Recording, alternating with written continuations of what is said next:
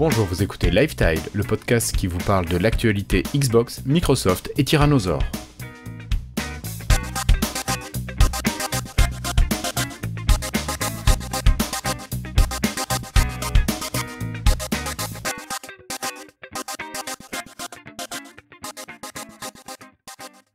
Bienvenue à toutes et à tous, vous écoutez Lifetile et c'est l'épisode 175. Nous sommes aujourd'hui le jeudi 7 février 2020. Ils sont tous les deux avec moi ce soir, ils sont courageux pour être là un vendredi soir. J'ai le plaisir d'accueillir Cassim d'abord. Bonsoir Cassim. Bonsoir, et hop, je suis à l'écran, c'est magique. Et aujourd'hui Bonsoir, tu es ça va. illuminé. Et je suis illuminé, effectivement, je suis lumineux. Bon, j'espère que ça va. Ça va très bien, ouais. Ok. Et à côté de toi, il est là, c'est Florian qui est là, alias Flobo. Salut Flobo. Hello tout le monde. Bon, toujours en forme? Oh, je suis un peu crevé, Suffisamment. je crois que je vais m'endormir dans les 10 prochaines secondes à partir du moment où on parle de Xbox, mais c'est tout. D'accord, bon, on te réveillera avant de parler On des va le garder fails pour la de, fin. de Microsoft. Non, on va quand même la garder pour la deuxième partie. Bon, ce soir, on va vous parler de trois principaux sujets. On va vous parler de réorganisation interne chez Microsoft. En deuxième point, on vous refera, comme vous l'avez compris, un dossier Xbox avec quelques informations, quelques discussions et Cassim, quelques éclaircissements aussi à apporter sur des échanges qu'on a pu voir sur Internet. Et enfin, on terminera avec, je pense, le petit coin, la petite touche humoristique pour Flobo qui va nous parler de fail chez Microsoft. Donc, sans plus attendre, je vous propose de passer hop au dossier.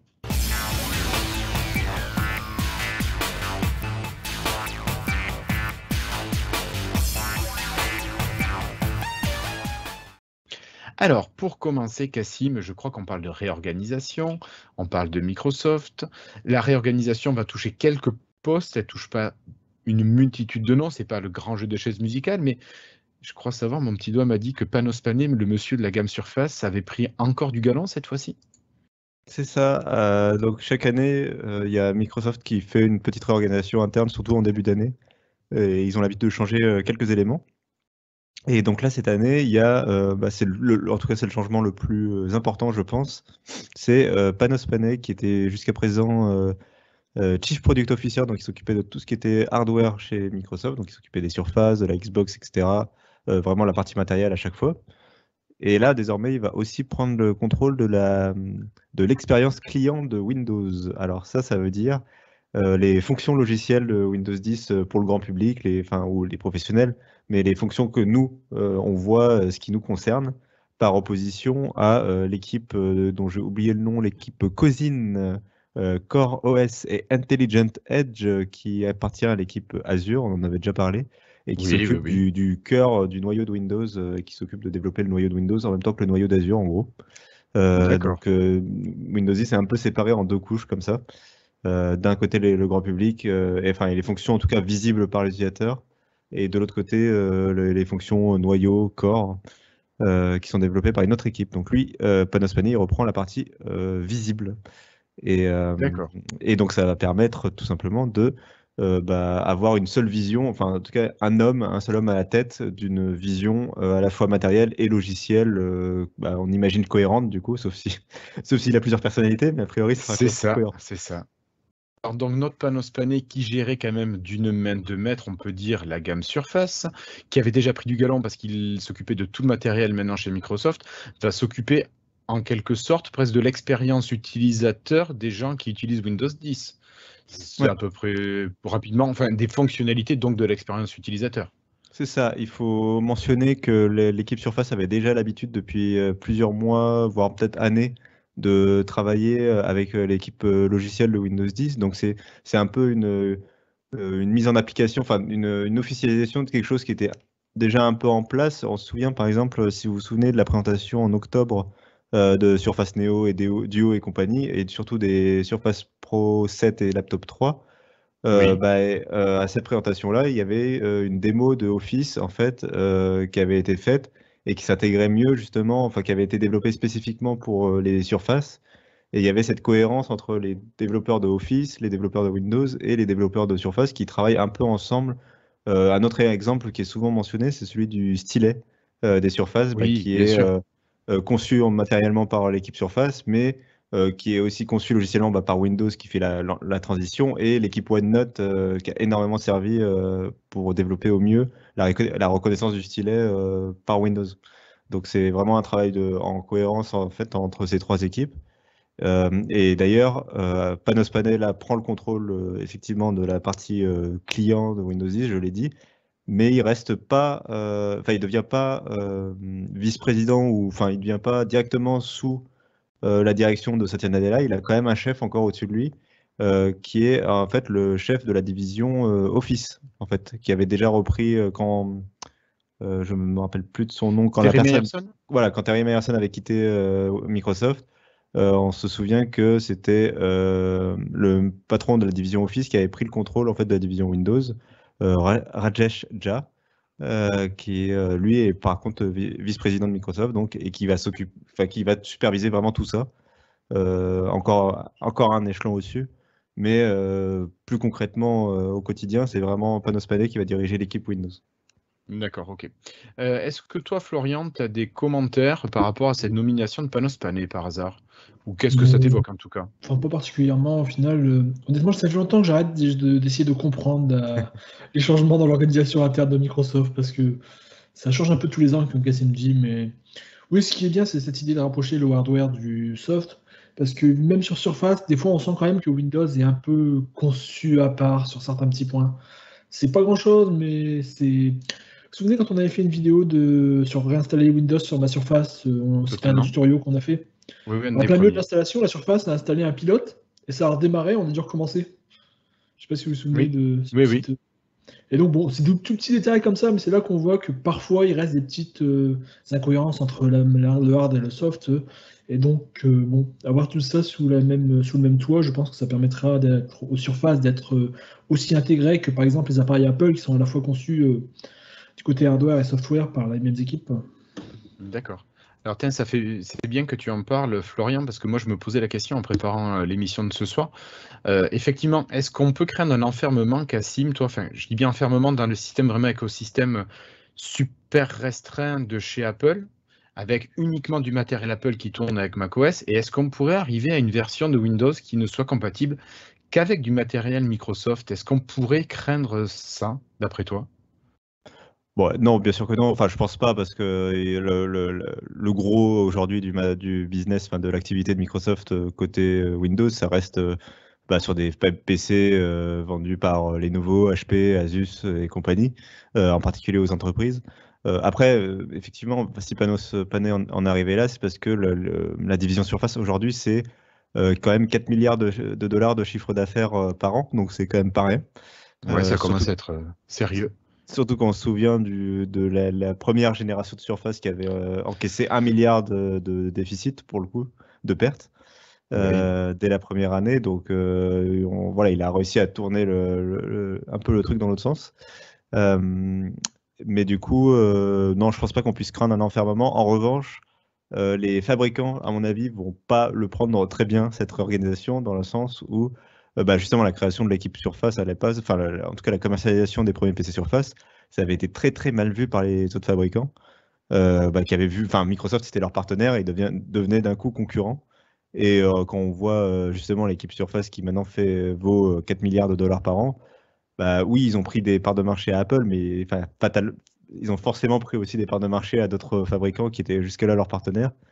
Et donc voir la personne qui était responsable de ça, c'est-à-dire Panos Panay, devenir chef de Windows, à mon avis, ça va faire un peu grincer des dents, je pense. Après, si c'est pour développer, moi, je pense quand même que c'est quelque chose de positif, notamment parce que Panos Panay, à mon avis, un bug, il laisse pas trop passer. Enfin, je Ouais. pense que c'est un peu, Il sera intransigeant. il a un peu une vision un peu plus fixe de la chose. D'ailleurs, la personne qui a vraiment le plus documenté cette réorganisation, c'est Marie-Jo Foley de ZDNet.com. Ouais. Et dans son article, elle mentionne, alors elle n'a pas de source absolument sûre sur ça, donc elle préfère vraiment le mettre en hypothèse, mais c'est pas confirmé. Mais a priori, Panos Panay voulait quitter Microsoft dans l'année, là, enfin, pendant l'année dernière, avant la réorganisation. Et, euh, et il a apparemment réfléchi à quitter justement Microsoft pour aller chez Apple. Donc, D'accord. Ah ouais. donc, et je pense qu'effectivement, il a une culture qui est un peu Apple compatible dans cette façon de voir les choses, assez carrée, assez d'avoir une vision et de vouloir la réaliser, et d'être un peu intransigeant sur ça. Donc je me dis que ça pourrait amener quelque chose de bien dans l'équipe sur Windows, si sans perdre non plus l'âme de ce que fait Windows, quoi. D'accord, ok. Bon. Alors, si on a cette unification qui va être un petit peu plus poussée entre le matériel, le hardware et le software, est-ce qu'on peut s'attendre à je sais pas, des premiers aspects positifs qui arriveraient pour nous, que ce soit au niveau matériel ou software? Alors, on sait qu'il y a normalement le Surface Neo et Surface Duo qui arrivent d'ici à la fin de l'année. Est-ce qu'on pourrait avoir des modifications, des améliorations grâce au fait que Panos Panay ait récupéré cette double casquette? Bah, c'est difficile à dire, forcément, on n'est pas dans le secret, donc c'est Bien difficile de sûr. savoir. Mais moi, je pense que ça va permettre au moins à Windows 10 X de peut-être avoir un meilleur développement. À défaut de Windows 10 en général, Windows 10 X, donc la version vraiment conçue pour le Surface Neo. Oui. J'espère que cette version-là sera spécifiquement pour améliorée par cette vision commune en fait des deux équipes, quoi. J'espère en tout cas. D'accord. Florian, est-ce que toi, tu as des réflexions qui te viennent en plus par là? Oui, par exemple, s'il prend la division de. Enfin, il va gérer un peu tout ce qui est expérience utilisateur de Windows, mais ça, c'était le boulot de quelqu'un d'autre de mémoire, ça, non? D'un C'est pas monsieur le. qui avait une mèche? Bah, Joe Belfior, pour ne pas le bah oui, citer. notre fameux Joe Belfior, là, c'était son boulot. Qu'est-ce qu'il devient C'est ça. là-dedans, hein? Effectivement, Alors, il va aussi changer de boulot. Alors déjà, monsieur Joe Belfior, vous vous souvenez, il était quand même parti un petit moment en vacances avec sa famille en yacht au bord du monde. Non, je sais plus, ça c'était Il a une fait le sorte tour de du truc. monde. en Ouais, Chine ou voilà, en Asie, quelque chose comme il avait ça. fait le tour du monde avec sa famille pour apprendre des choses. Il a Voilà. utilisé un iPhone, on l'a vu. Oui, voilà, Oui, notamment. Enfin, ça avait fait. Et il en avait fait profiter pour faire une petite teinture aussi de ses mèches. c'est ça. On le Euh, voit à l'écran. Et donc là, il va repartir pour un semestre encore autour du monde. Donc déjà, enfin, j'ai l'impression qu'il plus ça va, plus il travaille moins de temps à Microsoft que il part en vacances. Mais bon, peu importe. Toujours est-il que du coup, il va plus effectivement avoir son rôle précédent. Donc là, il part et à la fin de l'année, quand il reviendra, à la fin de l'été, quand il reviendra de ses vacances, il devrait, je sais plus ce qu'il va faire. Il va s'occuper de l'expérience productive. Utilisateur sur Office, c'est ça? Oui, Ouais. En fait, tout se fait remanger par Office, j'ai l'impression. C'est vraiment le gros noyau. Maintenant, Windows a presque disparu, on dirait. Tu n'as plus d'entité Windows quasiment qui est vraiment indépendante. c'est vrai. Bah, en Si. même temps, c'était effectivement donc oui, effectivement, pardon, j'avais mâché mes mots. Il va diriger le groupe Office Experience, donc effectivement des expériences logicielles autour de Microsoft Office, Teams et compagnie, je pense. Et Oui. oui, et effectivement, on a l'impression que Office a un peu tout mangé. Je pense surtout qu'en tout cas, maintenant, c'est un peu l'aboutissement du One Microsoft dont on entendait parler depuis je sais pas combien de nombre d'années. Là, Oui, en tout oui. cas, les équipes, elles sont obligées de travailler ensemble. Il n'y a qu'un seul dirigeant. Enfin, maintenant, c'est une seule équipe. Donc, il y a Azure d'un côté et tout ce groupe-là de l'autre, quoi, si tu veux. Et il y a un troisième morceau où c'est les services pour entreprise, de trucs de services après-vente, LinkedIn et compagnie. Ouais, Moi, je ne ouais, sais ouais. jamais exactement expliquer. Mais, en tout cas, ce groupe grand public, effectivement, il est dirigé par le mec de Office, mais je pense que toutes ces équipes vont travailler ensemble. Et j'espère qu'on aura quand même des nouvelles fonctions encore dans Windows à l'avenir qui ne seront pas que dédiées à OneNote, Word et Excel, quoi. Ouais, je comprends.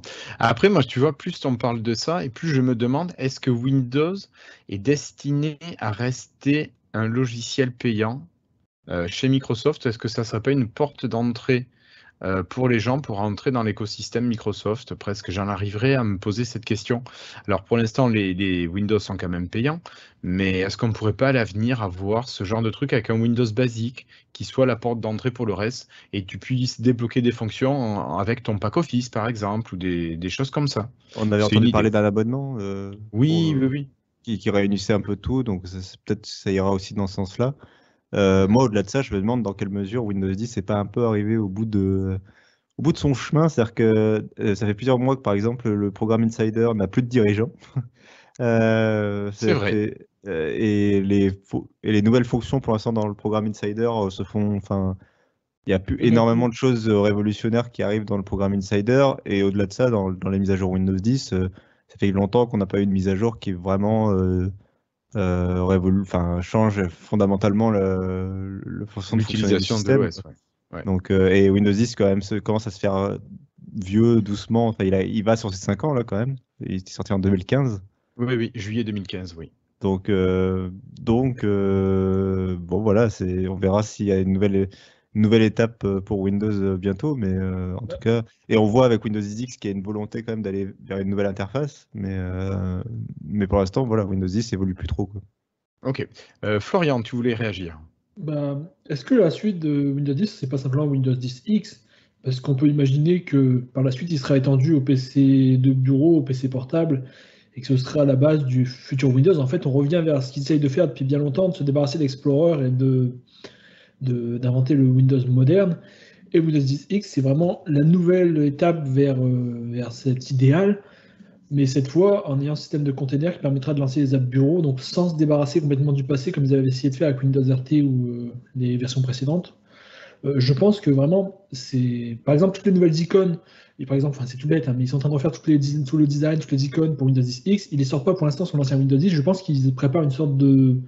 Parce Hmm. qu'ils veulent vraiment que Windows 10 X ait cet effet waouh, nouveau, tout a changé. Enfin, c'est peut-être. Enfin, c'est l'impression que j'ai, moi. Je sais pas ce que vous en pensez. C'est possible. D'accord. Moi, j'attends de voir. Je suis pas encore. C'est possible qu'ils attendent qu'ils laissent l'exclusivité des nouveautés à Windows 10 en fait entre guillemets en attendant de voir son éventuel succès pour passer les nouveautés sur Windows 10 Oui, peut-être. pour le merger un peu derrière, si ça fonctionne. Peut-être. Ok. Bon, bah écoutez, merci Florian et Cassim. Je pense qu'on a fait le tour sur ce premier dossier. Je pense, Florian, que tu vas pouvoir faire une petite sieste pendant quelques instants. On va aller parler de Xbox juste après ça.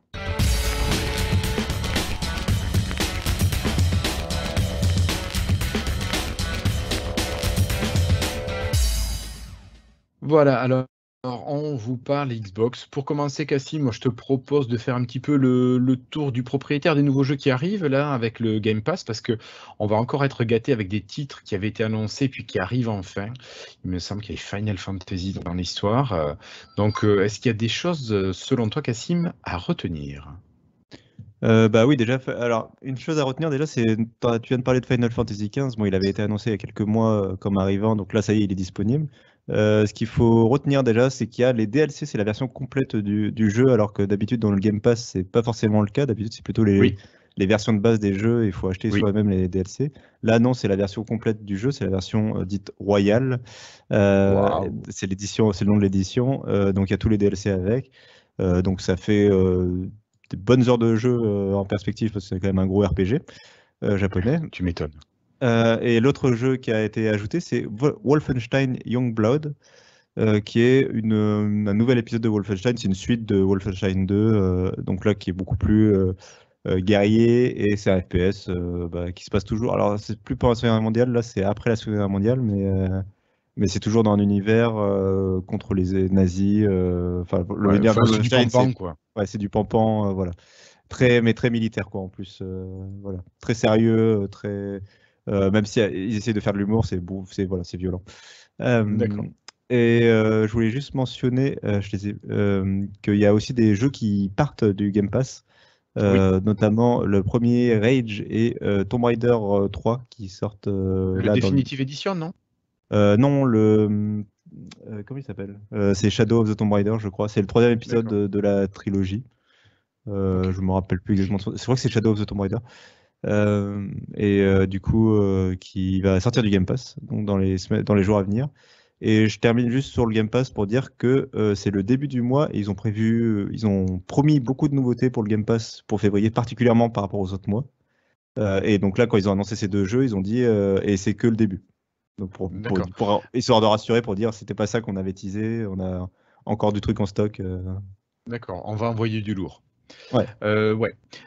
J'ai lu un truc aussi, Cassim, alors je me suis pas trop penché dessus, c'est tout ce qui était... alors les quêtes que tu peux faire avec le Game Pass, quand tu as le Game Pass aussi, il y a un truc, tu peux réaliser des quêtes, tu peux gagner des points un petit peu comme avec le Microsoft Rewards en faisant les recherches. Est-ce que tu pourrais nous en dire quelques mots, Cassim, ou là je te prends à froid et ça va pas être possible? Si, ouais, enfin, je vais pas pouvoir rentrer, je ne rentrerai pas dans les détails de toute façon parce que c'est pas forcément très intéressant, mais l'idée effectivement c'est que ils ont un système de, comme tu dis, de récompense avec des sortes de quêtes à remplir dans le programme Game Pass. Et, euh, et ce programme de quêtes marchait plutôt bien jusque-là, mais les joueurs étaient, comment dire, un peu déçus des quêtes à faire, il n'y en avait pas assez, on gagnait pas assez de points, etc. Et donc là, ils ont complètement refondu le programme. Et donc, il y a beaucoup plus de quêtes. Pour les vérifier, le plus simple, c'est d'aller dans l'application mobile, que ce soit sur iOS ou Android. Il y a un chapitre quêtes et il y a la liste. Et tu as des quêtes qui sont journalières, d'autres hebdomadaires, d'autres mensuelles. Et ça permet de gagner des points, comme tu as dit. Et c'est vraiment les mêmes points que le système Microsoft Awards. Et donc, ça permet d'avoir des cartes cadeaux et donc de rajouter des points d'abonnement derrière en admettant qu'on fasse toutes les quêtes possibles. Donc, l'idée, c'est de nous pousser à jouer en nous récompensant. Et enfin, c'est gagnant-gagnant, quoi, en gros, l'idée.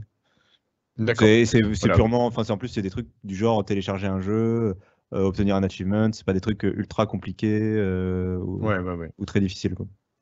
Ok, merci Cassim pour ces précisions. Je te remercie d'avoir réagi rapidement. Bon, alors ça, c'était les nouveautés qui arrivaient sur le Game Pass, les quêtes qui étaient mises à jour, améliorées. Maintenant, Cassim, on va parler d'un truc. Alors, on s'était posé la question à la sortie de la Xbox Series X, enfin, la sortie du proto Prototype. qui avait Ouais. fuité sur Internet. On avait vu une petite trappe, on s'était dit, tiens, c'est peut-être un port de debug qui était utilisé pour les développeurs. Mais finalement, d'après les informations qu'on a pu trouver à droite à gauche sur Internet, et ce que tu rappelles toi dans ton article, c'est que finalement, il semblerait que ce ne soit pas du tout un port de debug dans l'avenir, mais il semblerait que ce soit un port d'extension, plutôt un port de stockage d'extension. Et tu confirmes bien ça, donc on pourrait rajouter nos cartes mémoire à l'intérieur de notre Xbox Series X. Tout à fait. Alors, on ne connaît pas encore les détails exactement de la façon dont ça va fonctionner, mais on rappelle une nouvelle fois, donc les consoles de nouvelle génération vont utiliser des SSD, donc des stockages ultra rapides, mais dont la capacité coûte encore un peu cher. C'est beaucoup plus cher que les disques durs classiques. Et donc, les jeux pesant quand même un petit paquet de gigaoctets, notamment, je rappelais l'exemple de Red Dead Redemption 2 qui quand même pèse 107 gigaoctets sur Xbox One. Donc Qui est un petit peu énorme. c'est un bestiau, c'est un des plus gros jeux de la génération, je pense, en termes de volume. Mais c'est un jeu de fin de génération. Faut imaginer que ça va peut-être devenir la base de la nouvelle génération. Oui, Euh, c'est donc, ce qui me fait euh, peur. va falloir prévoir un petit peu de la place. Et vu le prix des SSD, ça m'étonnerait que les consoles aillent beaucoup plus loin que 500 Go ou 1 Tera. Déjà, le 1 Tera, j'ai l'impression qu'on sera peut-être chanceux si on va à ce niveau-là. Alors, Et tu es donc, sûr, parce que quand même, 1 Tera, maintenant, ça me semble être le minimum, vu la taille des jeux. Je trouve aussi, enfin ce serait bien, mais ça coûte cher, quoi. Donc je sais pas, enfin après voilà, ça dépendra du prix de la console, je me rends pas compte, donc Je comprends. peut-être suis-je pessimiste, on verra bien. Mais J'espère. en tout cas, il y a plusieurs éléments qui me font penser qu'il y aura des SSD qui seront quand même assez faiblement, qui auront de faibles capacités. Et l'un des éléments, c'est le fait qu'effectivement il y aura un port de carte mémoire à l'arrière de la console. Alors c'est à l'arrière, donc ça montre bien déjà qu'on ne va pas s'amuser tous les jours à changer et remettre des cartes mémoire. Ouais. Sinon ce serait à l'avant ou sur la manette. Ou, voilà. Donc c'est pas fait pour, par exemple, prendre sa sauvegarde et aller chez son pote ou quoi. C'est plutôt fait pour stocker des jeux. Et ça va être, à mon avis, donc des SSD qu'on va pouvoir mettre dedans. Le format, ça reste un mystère. Une des sources, c'était Brad Sam de Forward.com. Lui, il mettait l'hypothèse des cartes CFE Express qui sont vraiment, c'est des cartes mémoire très très très très rapides qui sont utilisées par certains appareils photo, mais ça coûte vraiment vraiment beaucoup trop cher. Donc je pense qu'il a complètement fumé la moquette parce que euh, une carte aujourd'hui C'est gentil pour lui. non mais une carte de 64 Go coûte 200 euros aujourd'hui quoi. Non, Donc mais c'est pas possible. tu stockes un jeu pour Et 200 euros. encore, Même si Microsoft décuple la production mondiale de cartes comme ça, parce que d'un coup ça devient super grand public, ça va pas chuter. Enfin, même 50 € pour 64 Go, ce serait encore trop cher, tu vois. Enfin, Ouais, c'est non, mais je encore suis trop, complètement d'accord. le ratio capacité serait pas bon, quoi. Clairement. Moi, je penche plutôt pour des SSD plus classiques, comme celui qu'on retrouve dans la Surface Pro X et le Surface Laptop 3, ce qui me fait encore plus penser que ce sera ça, parce que du coup, bah, forcément, tu rationalises les coûts si tu commences à mettre le même SSD pour tes consoles, tes Bien accessoires en tout sûr. cas de ta console et de tes tablettes. On se souvient que la Surface Pro X et le Surface Laptop 3, tu pouvais changer le SSD. Oui. Donc justement, je pense que c'est une réflexion qui est en cours chez Microsoft et que plus ça va aller, plus leurs produits utiliseront ce stockage-là et que justement, ils vont essayer de pousser cette norme de stockage. Et là, les prix sont beaucoup plus raisonnables puisque pour 130 €, tu as 512 gigas. Donc, c'est quand même, Ouais. quand je dis raisonnable, ça reste cher, mais c'est l'ordre de grandeur est plus le même, quoi.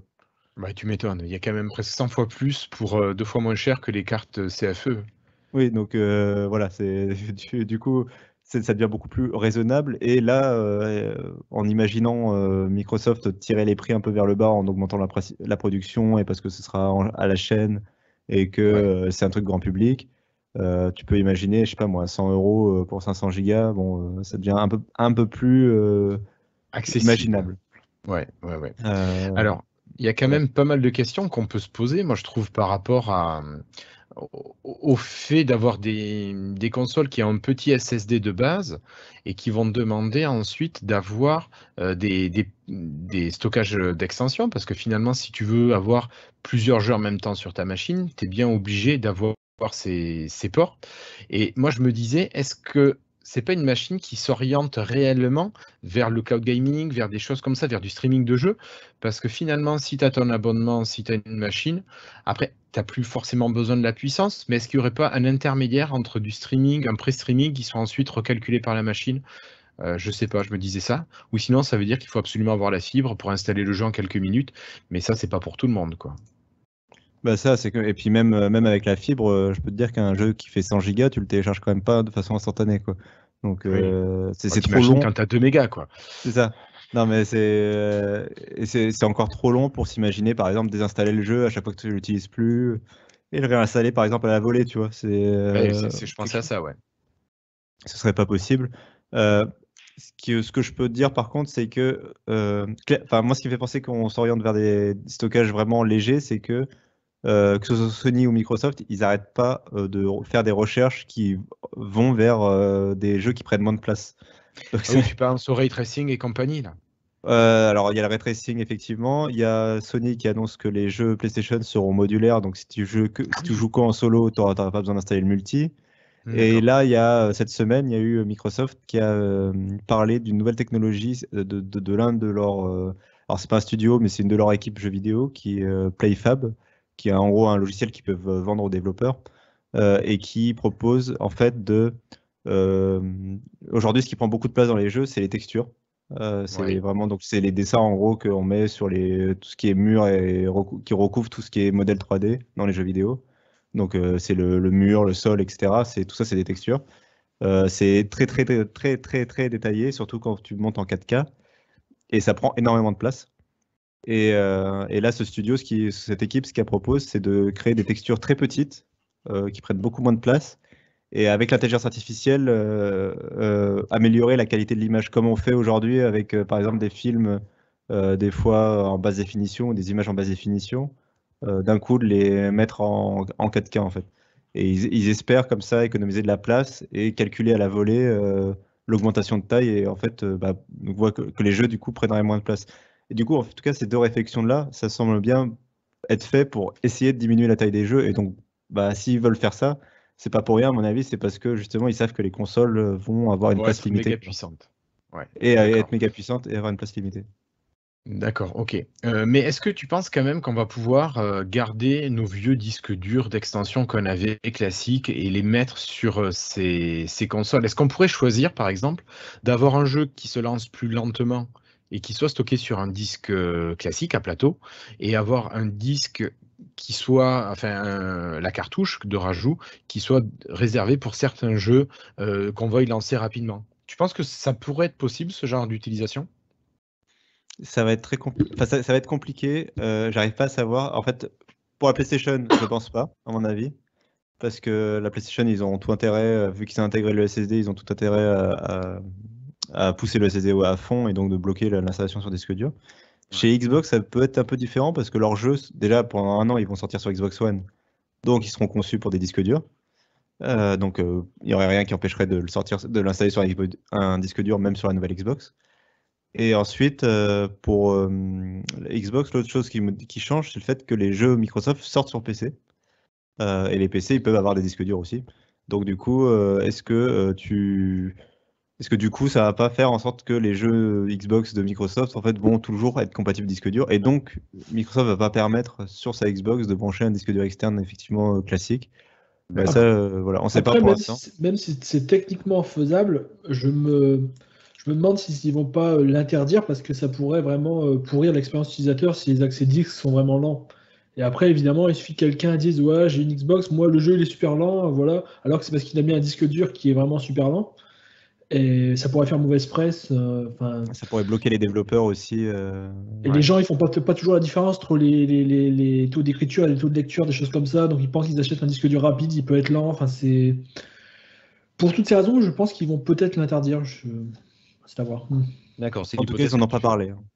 Ok, bon, ben, je sais pas si vous avez d'autres choses à rajouter là-dessus. Moi, c'est vrai que je reste un peu dubitatif par rapport à tout ça. On est dans le flou, c'est sûr. Ouais, on est totalement dans le flou. Ouais, vraiment, j'attends de voir comment ça se passe. Je pense que ça peut être bien de ne pas se précipiter pour acheter la première série X dès sa sortie. Ça peut être bien d'avoir quelques mois de recul pour voir à quelle sauce Microsoft veut nous manger. Voilà. Bon. Sinon, Cassim, je te remets à l'écran parce que... Est-ce que tu veux parler de à quelle sauce Microsoft veut manger ses concurrents plutôt? Exactement, j'allais te dire. On a vu sur les réseaux sociaux, notamment Microsoft qui parlait de la concurrence, qui n'était plus en concurrence avec Sony et Nintendo, les classiques acteurs du jeu vidéo, mais plutôt avec, alors c'était Google et Amazon ou Apple, je sais plus, lequel des deux? Amazon et Google. Amazon et Google. Voilà. Et alors, il y a eu des gens qui ont dit oui, mais Microsoft n'a jamais été un concurrent sérieux face à Sony et Nintendo. Bon, ça, je pense que c'est du vent. On sait quand même que c'est une console qui a plutôt bien marché, un écosystème qui est quand même fort. Cassim, toi, tu voulais un petit peu revenir là-dessus, justement, pour expliquer un petit peu tout ça et remettre les choses sur les bons rails. Donc, je te laisse la parole. Ouais, c'est une interview qu'a donné Phil Spencer à un nouveau site qui vient d'être lancé qui s'appelle Protocol aux États-Unis. Et en fait, je pense que il y a des sites qui ont pris l'extrait de l'interview Xbox pour en tirer quelque chose et peut-être pas comprendre exactement ce que Phil Spencer voulait dire. En fait, cet article, il est très long et il concerne toutes les marques, toutes les grandes marques de la high-tech. Donc, il y a Amazon et Google dedans, mais il y a aussi Apple et Facebook, par exemple. Et il y a Microsoft. Et l'idée, c'est de se poser la question, c'est de ces grandes marques de la high-tech, elles commencent à s'intéresser aux jeux vidéo. Qu'est-ce que ça peut donner, quoi, en gros? Et c'est dans ce contexte où Phil Spencer il explique que bah, effectivement, à l'avenir, Sony Nintendo, par rapport à Microsoft, ils n'ont pas cette infrastructure cloud qui va permettre à Microsoft de rivaliser avec éventuellement Amazon et Google s'ils se lancent avec force dans le cloud gaming. Oui. Bah, Microsoft, ils ont Azure, ils ont cette force, cette infrastructure géante qu'ils ont développée. Il dit on a dépensé des dizaines de milliards de dollars pendant plusieurs années, chaque année, pour arriver au niveau où on en est. Et ni Nintendo ni Sony n'ont la capacité de faire ça. Et en cela, du coup, il explique que il voit plus vraiment Sony et Nintendo comme leurs concurrents directs, mais plutôt comme Amazon et Google à l'avenir. Mais il explique il explique deux choses. Un, que il veut pas manquer de respect à Sony Nintendo et que c'est juste, premièrement, que bah, simplement eux, ils n'ont pas d'infrastructure cloud. Et que deux, que d'après eux, ils devraient même coopérer ensemble, Microsoft, Nintendo et Sony. On se souvient qu'ils ont beaucoup milité, Microsoft, pour par exemple permettre aux joueurs de jouer ensemble, peu importe la plateforme, notamment avec Minecraft. Bien sûr. Donc c'est des initiatives comme ça qu'ils veulent continuer à pousser. Et je cite, il dit je ne veux pas qu'on soit bloqué dans une petite guerre interne de format entre nous, Nintendo et Sony. pendant que Amazon et Google, eux, s'occupent des 7 milliards de personnes sur la planète qui pourraient devenir des joueurs, quoi. Ça, c'est notre but. Il faut se souvenir, tu parlais là du succès de la Xbox, je voudrais juste resituer justement ce contexte-là. La Xbox est effectivement dernière de la génération, mais la PlayStation 4, c'est 100 millions d'exemplaires vendus. La Switch, c'est 50 millions d'exemplaires vendus, et la Xbox, c'est entre 40 et 50 millions d'exemplaires vendus. D'accord. Donc tout ça concentré, ça fait 200 millions d'exemplaires. Amazon, Google et Microsoft, quand ils parlent de cloud gaming, ils veulent aller toucher 7 milliards de personnes. Donc C'est clair que... on comprend le ratio, c'est plus vraiment le même, quoi. Non, c'est sûr que quand tu peux toucher 7 milliards de personnes, tu t'en fous des 200 millions qui restent, qui pourraient ne pas utiliser ton service, quoi. Après, ça ne veut pas dire... Enfin, c'est vraiment... toute la discussion que je pense que Phil Spencer a eue, c'est vraiment à 10 ans, 15 ans, enfin c'est dans le futur, quoi. Oui. Ça veut pas dire... Enfin, j'ai vu des gens partir de ça comme... ah bah il jette l'éponge, enfin il dit, il admet que la Xbox ne concurrencera jamais Sony Nintendo, limite il jette l'éponge dans le jeu vidéo. Non, c'est juste qu'ils placent leur pion pour l'avenir. C'est ça, ils placent leur pion pour l'avenir et il explique que bon bah tôt ou tard, si le cloud c'est vraiment l'avenir, tôt ou tard sous Nintendo ils pourront plus concurrencer. Voilà, c'est le futur. Après, à court terme, là, lui, tous les jours, il a des réunions pour la prochaine Xbox et c'est une guerre, ça reste une guerre de consoles hardware avec des jeux vidéo à produire, etc. Donc, on est loin encore de toucher les 7 milliards. Ça reste un rêve, mais c'est pas encore fait. Et pour l'instant, il vaut mieux plutôt s'occuper des 200 millions de joueurs concrètement qui sont là, qui existent, quoi, que les 7 milliards hypothétiques, quoi. C'est ça. Bon. Ok, merci beaucoup. Je pense que Florian, toi, tu vas pas rajouter grand-chose là-dessus, sur cette guerre entre acteurs du jeu vidéo. T'es plutôt dans les 7 milliards ou les 200 millions? Oh, une grande question. Je pense que je suis plutôt entre les deux, en fait. J'aime bien jouer à des jeux, mais vraiment quand ça m'intéresse. En fait, je joue pas aux jeux comme ça. En fait, il faut que je trouve vraiment un truc qui m'accroche. Mais effectivement. Genre, quand Cassim m'a dit il y a quelques années, jouer à Metal Gear, c'est très bien, mais j'ai enchaîné les 10 jeux en 3 mois, quoi. Mais voilà, c'est comme ça que ça fonctionne en général. Mais c'est vrai que du coup, si tu n'avais pas eu le bon plan, enfin la promo là, dont tu as profité, tu n'aurais pas acheté de console a priori, on est d'accord? En tout cas, pas de Xbox. J'aurais pu acheter les dernières consoles que j'aurais eues s'il n'y avait pas eu le bon plan, c'est les Nintendo en fait. J'aurais pas acheté de console depuis la 360 à part ça. Mais par contre, si du coup tu pouvais accéder à des jeux directement en payant soit un abonnement, soit en ayant payé, je sais pas moi, 20 €, un truc comme ça, enfin juste un truc d'accès à un service, mais t'as pas besoin de payer la console, du coup, ce serait quand même déjà beaucoup plus intéressant, non? J'imagine. Éventuellement. Bon. Ouais, après, je suis pas fan de jouer à des jeux par abonnement qu'on n'achète pas nous-mêmes, qu'on possède pas vraiment. Mais bon, c'est pas le principe aussi. C'est un peu comme moi, j'aime pas prendre des livres à la médiathèque. Je pense que c'est un peu le fonctionnement. Je préfère avoir qu'emprunter. Alors, je pensais pas à ça, mais par exemple, je pensais effectivement à un truc comme Stadia qui te fait acheter des jeux, pour le coup, mais tu y joues en cloud gaming, donc sans avoir de machine physique. Est-ce que du coup, là, dans ce cas-là, tu achèterais tes jeux et c'est ce que ça te plairait du coup? Sans avoir besoin d'acheter une console. Non, j'aime pas le fait d'être dépendant d'un truc distant en fait. J'aime bien que ça tourne vraiment en local chez moi. Okay. J'aime pas l'idée que ça tourne pas. J'aurais pas réussi à vendre le cloud gaming. Tu ne seras pas dans les 7 milliards. Non, voilà. Non, mais comme ça, tu vois, Flobo, il peut nous faire des vieilles machines virtuelles pour faire des M-Story. Donc, on a besoin qu'ils conservent le soft et le hardware. Ça, mais c'est vraiment à ça que je pense, en fait. C'est vraiment à ça que je pense, parce que je me dis que je vois là, par exemple, un vieux... il y a 1 ou 2 ans, j'avais voulu rejouer à Knights of the Old Republic. C'était le Star Wars qui est sorti il y a 10-15 ans, là. Et il fonctionnait pas sous Windows 10. Alors, j'ai pris une vieille machine virtuelle sous XP, je l'ai installée, et là, ça a tourné, sans problème. Et je me dis, est-ce qu'on pourra faire ça aussi bien avec ces jeux qui sont streamés? Est-ce que ça finira pas, les jeux ne sont pas populaires, ils disparaîtront pas une fois pour toutes, une fois que les serveurs sont fermés ou quelque chose comme ça? Et c'est quelque chose qui me gêne vraiment beaucoup dans le système. Après, on verra sur le long terme, mais c'est le risque qu'il y a avec ce système, à mon avis. Ouais, ok. Ça marche. Merci Florian. Bon, mais je vous propose de refermer cette page Xbox. On va laisser Microsoft, Sony et Nintendo se faire la guerre des consoles. Et puis, on va donner la parole à Florian qui va revenir sur un petit incident qui s'est passé hier ou avant-hier dans l'univers Microsoft. Allez, c'est parti. Florian.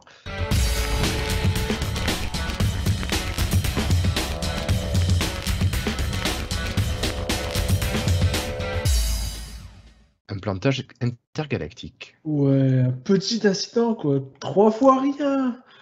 C'était Aïe, aïe, alors aïe, aïe, avant aïe. hier, en début d'après-midi, je crois, de mémoire. Et bien là, j'ouvre comme je fais 100 000 fois par jour ma barre dans mon démarrer Windows et je commence à taper les premières lettres du programme que je veux lancer pour démarrer mon programme et il se passe rien. Alors sur le coup, je pense que c'est ma machine qui plante. Je redémarre Explorer, ça marche Petit pas. bug, quoi. Je redémarre ma machine, ça marche toujours pas.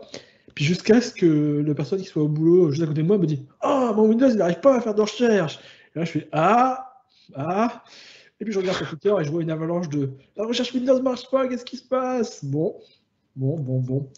Et il se trouve qu'en fait, eh bien c'est vrai, il y a un serveur, apparemment, Microsoft dit que c'est un serveur tiers qui donne accès, qui dessert les services Microsoft par fibre optique qui est tombé en panne. Et donc, les services Microsoft n'étant plus accessibles, la recherche Windows ne fonctionnait plus, même en local. Alors ça, c'est un peu dommage parce qu'on aurait pu imaginer que, en théorie, le système aurait pu continuer de chercher en local, même sans Bien avoir les sûr. résultats Internet pour lesquels il a besoin de contacter Bing et les serveurs Microsoft. Mais apparemment pas. Ceux qui ont développé ça ont décidé que s'il n'y a pas Internet, t'as pas de recherche, ce qui est vraiment complètement stupide. Désolé de le dire, hein, mais franchement, je veux dire, ils n'ont jamais pensé à ça. Ça me paraît bizarre. Non, mais t'as raison. Surtout que certaines personnes ont découvert qu'en désactivant la recherche, la recherche Bing, en repassant sur la recherche Windows classique, ça marche. Alors, il fallait faire un petit registry hack pour ça. Mais on se dit pourquoi ça marche pas comme ça par défaut? Pourquoi il n'y a pas juste une fonction qui dit si je trouve pas le serveur Microsoft, tant pis, on retombe sur la recherche locale pendant ce temps-là. Les résultats Bing, on les remettra plus tard quand ça fonctionnera. En attendant, laisse l'utilisateur avoir sa recherche. Évidemment. Mais non, malheureusement, ça fonctionne pas comme ça. Et le pire, c'est que le problème a duré super longtemps. Alors, quand tu dis super longtemps, c'est quoi? 3 heures? 4 heures? Moi, 6-7 heures au moins, non? 6-7 heures, d'accord. Moi, ça a été plus de 24 heures. Hein. En fait, D'accord. voilà, il y a eu un double problème, puisque une fois que Microsoft a remis le système en marche, ils ont dit que pour que ça refonctionne, en fait, il fallait relancer le process de la recherche. Alors pour la plupart des gens, c'était redémarrer l'ordinateur. Bon, on peut aussi aller à la main dans le gestionnaire de tâches, chercher le search.exe et le redémarrer. Mais je veux dire, ça fait qu'ils n'avaient aucun moyen de forcer les machines des utilisateurs à refonctionner avant que l'utilisateur lui-même redémarre pour la plupart des gens. Ou que le processus crache tout seul de lui-même et se redémarre. Donc, ça a rendu le bug encore plus long parce que la plupart des gens, moi je connais beaucoup de gens au boulot qui ne redémarrent jamais leur PC le soir, ils le mettent en veille, le matin ils le rouvrent. Et donc, ils se retrouvent le lendemain matin avec toujours une recherche qui est toujours plantée. Ouais. Ça fait vraiment. Ça fait un peu moyen pour Microsoft, hein, mais ça fait un petit peu bug de petite start-up qui a mal pensé son coup. Et c'est un peu dommage. Surtout qu'en plus, il y a eu un manque de communication énorme. On a eu des nouvelles, genre 5-6 heures après le début du bug. Alors, beaucoup de monde a dit oui, mais c'était la nuit à Seattle. Oui, mais enfin bon, c'est Microsoft, c'est Windows, c'est utilisé mondialement. Je veux dire, il n'y a personne en astreinte chez eux. C'était la nuit, c'était voilà. C'est là où tu pourrais te dire qu'ils pourraient peut-être un jour, je sais pas, penser à développer la chose un peu plus internationalement que juste à Seattle.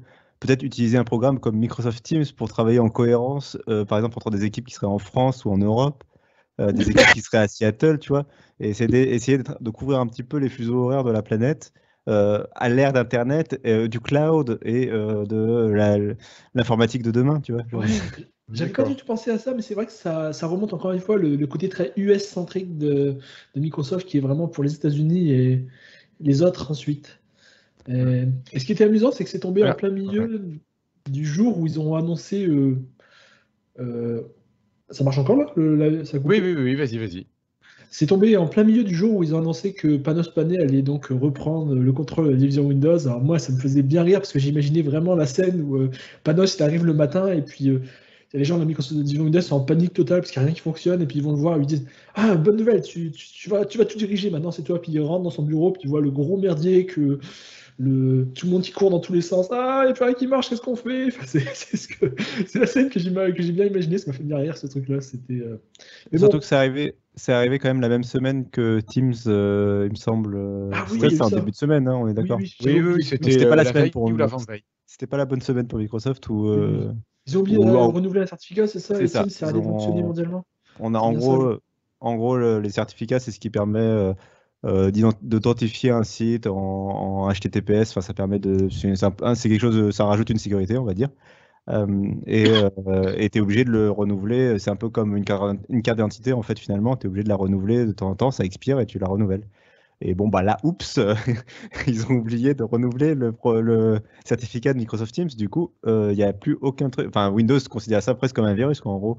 Donc, le truc a planté. Donc, le service était un peu down pendant plusieurs heures. Et puis après, ils ont dit, ah, tiens, on va renouveler le certificat. Et hop, ça a marché. Après, Ouais. c'est pas la première fois que Microsoft fait des trucs comme ça au niveau des renouvellements, hein. Plus d'une fois, bon, ça Non, fait mais là, longtemps, c'est dans la même semaine, quoi.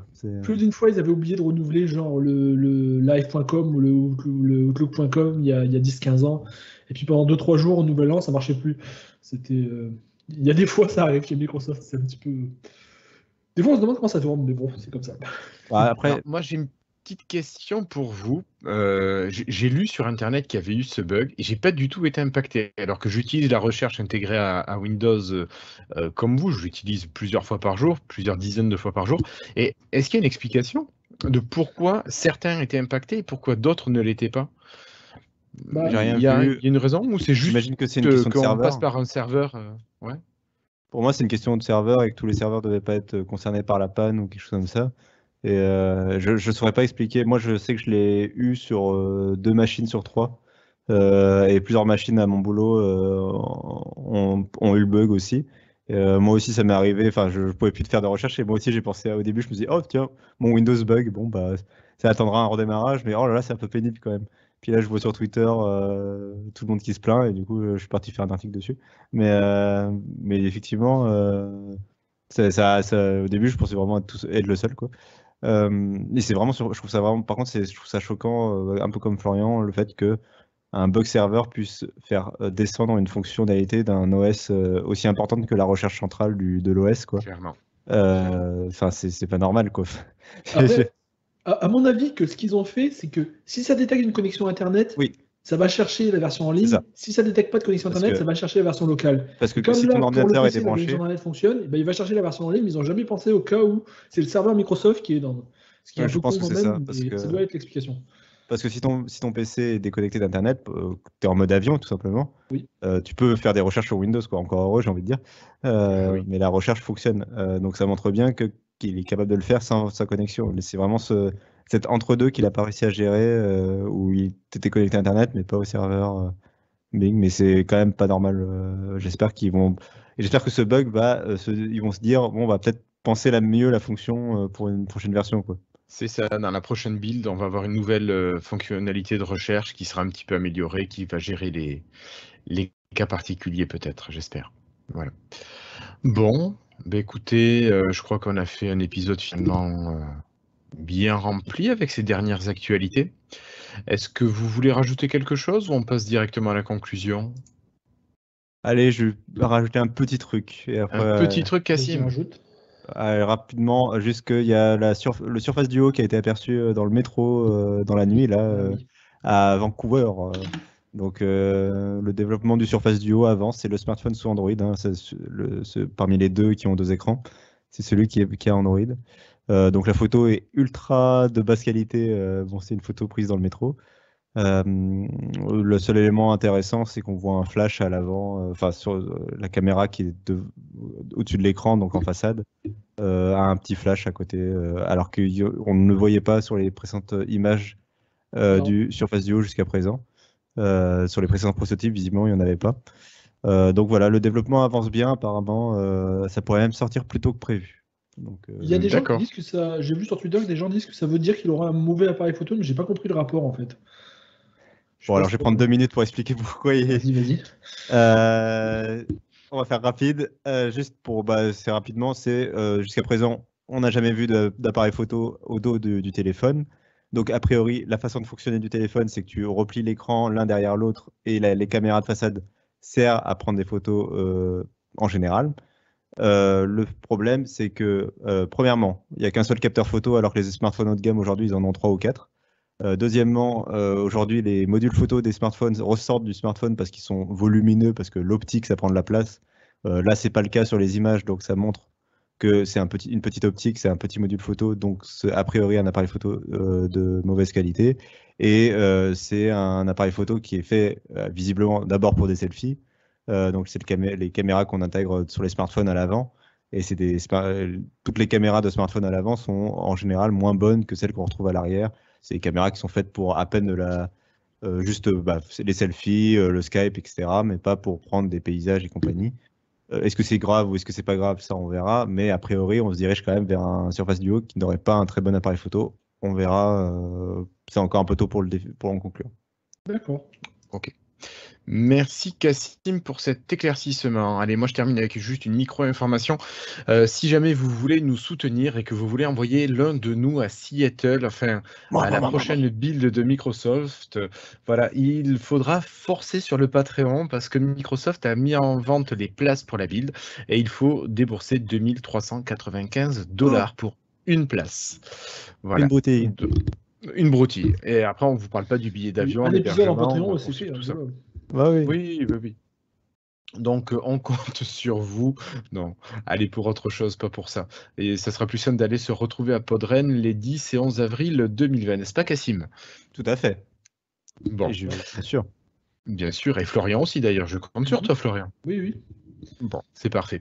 Allez, sur ce, je vous remercie de nous avoir suivis pour cet épisode 175. N'hésitez pas à nous faire vos retours, que ce soit sur le site lifetile.fr, épisode 175 bien sûr, ou sur la chaîne YouTube, encore à la page de l'épisode 175. Quel chat magnifique, le mien est quelque part dans la maison, je ne sais point où il est. Voilà, alors Cassim, je te remercie d'avoir partagé cette émission avec ton chat. Merci également à toi, Florian, d'avoir été là malgré ce gros dossier Xbox. Bon. Allez, messieurs, je vous remercie. Je vous souhaite de passer un très bon week-end. Et puis, je vous dis sûrement à la semaine prochaine si nous avons assez d'actualité. Merci à vous deux. Salut tout le monde.